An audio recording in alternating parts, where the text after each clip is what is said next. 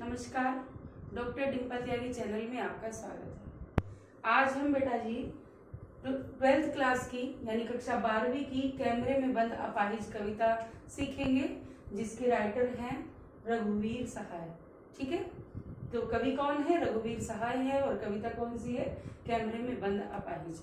मैं एक बात आपको याद दिला देती हूँ, यदि आपने मेरा चैनल सब्सक्राइब नहीं किया है तो उसको जरूर कर ले। ठीक है, और कविता को बाद तक सुने, तभी आपको ये अच्छे से समझ आएगी। तो चलिए शुरू करते हैं। कैमरे में बंद अपाहिज। ये जो कविता है बेटा जी, ये एक यथार्थ को प्रस्तुत करने वाली कविता है, यानी मध्यम वर्गीय जो परिवार के व्यक्ति हैं उनके यथार्थ को प्रस्तुत करती है। और कहीं ना कहीं जो लोकतंत्र में भ्रष्टाचार है उसको भी उजागर करने का कवि ने इसमें प्रयास किया है। खड़ी बोली हम कह सकते हैं, क्योंकि सरल साधारण भाषा है और इसमें तत्सम, तद्भव और उर्दू जैसे बहुत सारे शब्दों का भी मिश्रण है, प्रयोग किया गया है। तो इस कविता का भावार्थ सीखेंगे। हम दूरदर्शन पर बोलेंगे, हम समर्थ शक्तिमान, यानी समर्थ और शक्तिमान है हम। ठीक है, तो दूरदर्शन पर हम कैसे दिखाएंगे? क्योंकि हम उसके माध्यम से, एक चैनल के माध्यम से, दूरदर्शन के माध्यम से एक ऐसे सामाजिक उद्देश्य से जुड़े हुए, जिसको हम कहते हैं सामाजिक उद्देश्य से जुड़े हुए कार्यक्रम को दिखाने जा रहे हैं। कुछ उसी से संबंधित यह कविता है कि हम दूरदर्शन पर बोलेंगे, हम समर्थ शक्तिमान। हम दूरदर्शन पर क्या बोलते हैं कि हम समर्थ हैं यानी सक्षम हैं, और हम शक्तिवान हैं यानी सब कुछ हमारे बस में है, यानी जो चाहे वो हम कर सकते हैं, क्योंकि हम सामर्थ्यवान हैं, शक्तिवान हैं। हम एक दुर्बल को लाएंगे, फिर हम क्या करेंगे? यानी जो सामाजिक कार्यकर्ता, जो चैनल पर काम करने वाले हैं, कर्मचारी हैं, उनके लिए बोला गया है कि करेंगे क्या कि एक ऐसे दुर्बल कमजोर व्यक्ति को लेकर आएंगे और एक बंद कमरे में उसे कहां पर बैठा देंगे? एक बंद कमरे में बैठा दिया जाएगा। किसको बैठा दिया जाएगा? जो दुर्बल व्यक्ति है, जो कमजोर है, जो शारीरिक रूप से सक्षम नहीं है, उसको लाएंगे और उसको एक कमरे में कैद कर देंगे, बंद कर देंगे, वहां पर बैठा देंगे। उससे पूछेंगे तो आप क्या अपाहिज हैं? फिर उससे सवाल पूछे जाएंगे। अब वो सवाल कैसे कैसे हैं, वो प्रश्न कैसे हैं, वो ये आगे कविता में बताते हैं कि क्या आप अपाहिज हैं। माने ये प्रश्न किया है उससे कि क्या आप अपाहिज हैं, तो आप क्यों अपाहिज हैं? तो सोचिए, क्या ये मानवता से भरी हुई बातें हैं? क्या ये इंसानियत की चीजें हैं? बिल्कुल नहीं है। क्योंकि अगर कोई परेशान है और उससे हम ये पूछें कि आप परेशान है, तो दुख बढ़ाना है। परेशानी का समाधान खोजने की बजाय अगर हम उसके दुखों को कुरेदते हैं तो वह उसके दुख में और वृद्धि करता है, ना कि उस समस्या का उसको समाधान मिलता है। ठीक है बेटा जी, तो इसी प्रकार के कुछ प्रश्न जो हैं वो दूरदर्शन के माध्यम से उस व्यक्ति से किए जाएंगे कि क्या आप अपाहिज हैं, तो आप क्यों अपाहिज हैं? आपका अपाहिजपन तो दुख देता होगा। ठीक है, देता है क्या? क्वेश्चन मार्क लगा है कि आपका अपाहिजपन आपको दुख देता होगा। और दुख देता है क्या? यानी आप अपने मुख से बोलो, अपने मुंह से शब्दों के माध्यम से बोलो कि ऐसा होता है क्या, आपको दुख देता है क्या। इस तरह के प्रश्न पूछकर अपाहिज को परेशान किया जाएगा। कैमरा दिखाओ इसे बड़ा बड़ा, यानी कैमरे से है कि कैमरे से उसे क्या करेंगे? बड़ा बड़ा दिखाएंगे और ज्यादा लोगों को उसकी तरफ आकृष्ट करने की कोशिश करेंगे। हो हाँ तो बताइए आपका दुख क्या है, यानी वापस उससे उसी तरह के प्रश्न पूछते हैं जो क्रूरता से भरे हुए हैं कि आप बताइए कि आपका दुख क्या है, जल्दी बताइए, वह दुख बताइए, बता नहीं पाएगा। यानी उससे पूछेंगे कि आप जल्दी बताइए क्या दुख है आपको, कैसा दुख है आपको, दुख से आप परेशान है तो कितने परेशान है, यह हुआ तो क्यों हुआ। इस तरह के प्रश्न उससे पूछे जा रहे हैं और वह क्या करेगा? वह बता नहीं पाएगा, क्योंकि जो दुखी होता है वह अपने मुख से, अपने शब्दों से कई बार अपने दुख का बयान नहीं कर पाता, उसका गला अवरुद्ध हो जाता है, आंखों में आंसू आ जाते हैं, यानी वह परेशान हो जाता है। लेकिन बार बार उससे ये प्रश्न पूछे जा रहे हैं कि सोचिए, बताइए आपको अपाहिज होकर कैसा लगता है, कि जल्दी सोचिए और जल्दी बताइए कि आपको अपाहिज होकर कैसा लगता है।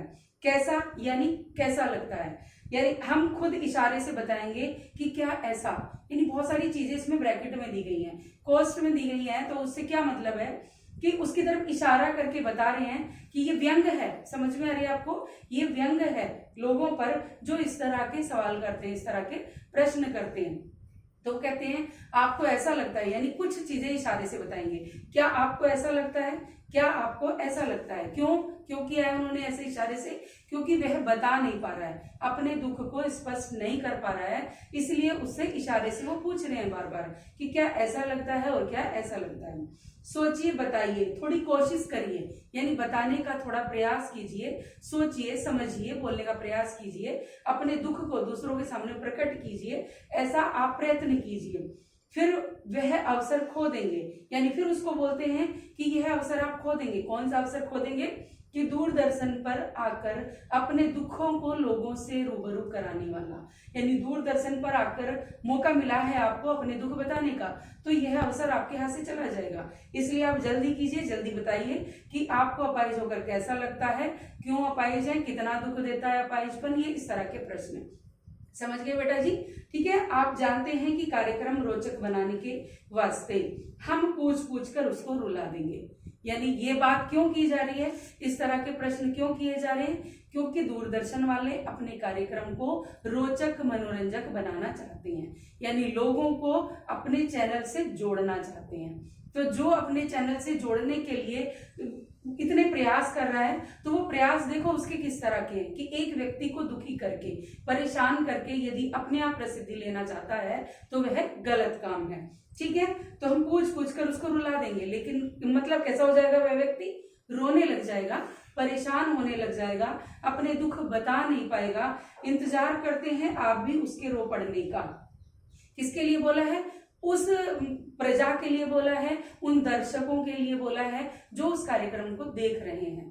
यानी वो क्या इंतजार करते हैं कि इस व्यक्ति के साथ दर्शक भी रोने लग जाएं, क्योंकि अक्सर ऐसा होता है कि हम कोई भी चीज देखते हैं उसे भावनाओं से जोड़ लेते हैं, यानी उस जगह पर हम अपने आप को खड़ा कर लेते हैं, और जब वहां ऐसी घटनाएं चलती हैं तो उनके साथ हम भी बह जाते हैं और हम भी रोने लग जाते हैं। ऐसा महसूस करते हैं कि शायद वह घटना हमारे साथ है, और यही उस कार्यक्रम की सफलता है। समझ में आ गई बेटा जी? तो ऐसा ही कुछ दूरदर्शन वाले चाहते हैं दर्शकों को अपने साथ जोड़ने के लिए। अब दर्शक उनके साथ जुड़ेंगे, यानी उसको देखकर उसके दुख में दुखी होंगे और रोएंगे, यही तो चाहते हैं वो सब। ठीक है, यह प्रश्न पूछा नहीं जाएगा कि आप रोते हैं क्या, यह प्रश्न आपसे नहीं पूछा जाएगा कि आप इसके दुखों को देखकर आप रो रहे हैं, दर्शकों की बात कर रहे हैं। ठीक है, फिर हम पर्दे पर दिखलाएंगे फूली हुई आंख की एक बड़ी तस्वीर, यानी दूरदर्शन वाले फिर क्या करेंगे?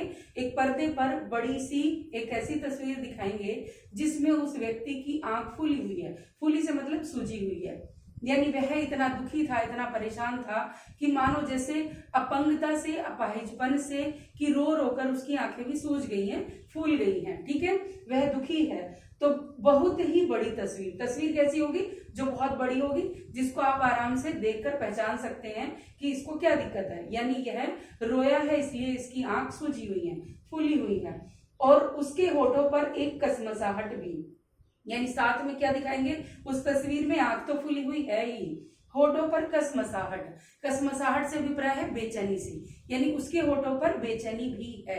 किसके होठों पर? उस अपाहिज व्यक्ति के, उस अपंग व्यक्ति के, जिसको कैमरे के सामने बिठाया हुआ है, जिससे दूरदर्शन वाले इस तरह के प्रश्न पूछ रहे हैं, जो दर्शकों तक उसकी बात पहुंचाने के माध्यम से अपने चैनल को और ऊपर प्रसिद्धि पा लेना चाहते हैं, अपने कार्यक्रम को रोचक बना लेना चाहते हैं। ये बात समझ में आ गई बेटा जी?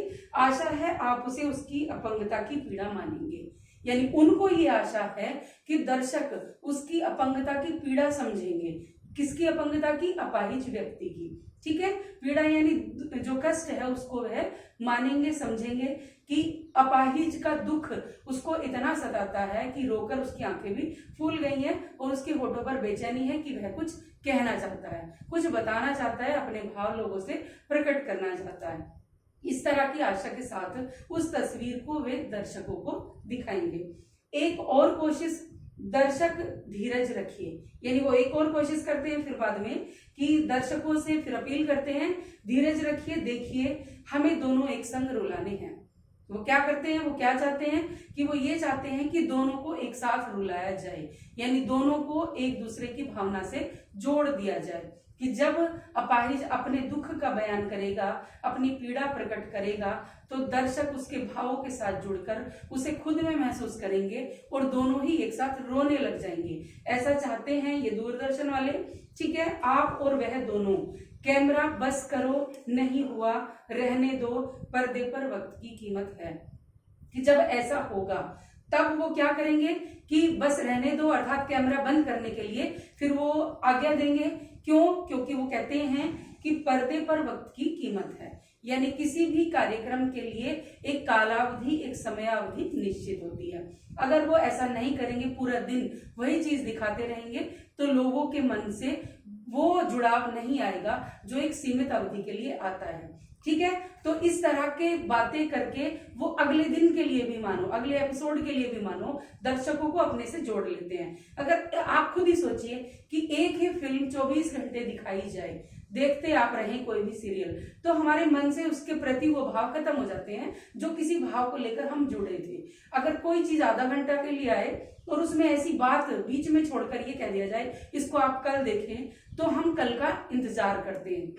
क्यों? क्योंकि हमें उसे आगे देखना है। तो कुछ इसी तरह से वो ये कहकर कि कैमरा बस करो, नहीं हुआ रहने दो, पर्दे पर वक्त की कीमत है, कि चलो छोड़ो, अगर आपसे नहीं हुआ, आप अपनी बात नहीं बता पाए तो बंद करते हैं। क्यों? क्योंकि पर्दे पर वक्त की कीमत है, यानी एक समय के अनुसार ही हमें यहाँ पर टाइम मिला है, ये हम करेंगे।